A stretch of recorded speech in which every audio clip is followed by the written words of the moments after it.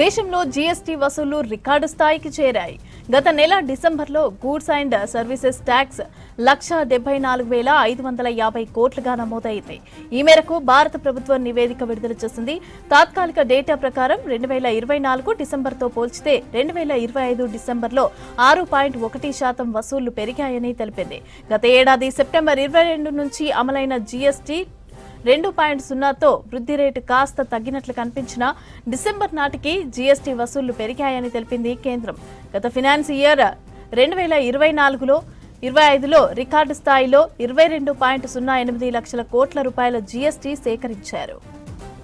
దేశంలో జీఎస్టీ వసూళ్లు రికార్డు స్థాయికి చేరాయి.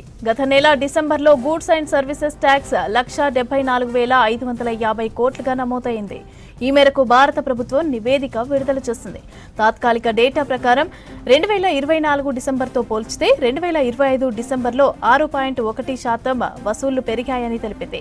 గత ఏడాది సెప్టెంబర్ 22 నుంచి అమలైన జీఎస్టీ 2.0తో వృద్ధి రేటు కాస్త తగ్గినట్లు కనిపించినా డిసెంబర్ నాటికి జీఎస్టీ వసూళ్లు పెరిగాయని తెలిపింది కేంద్రం.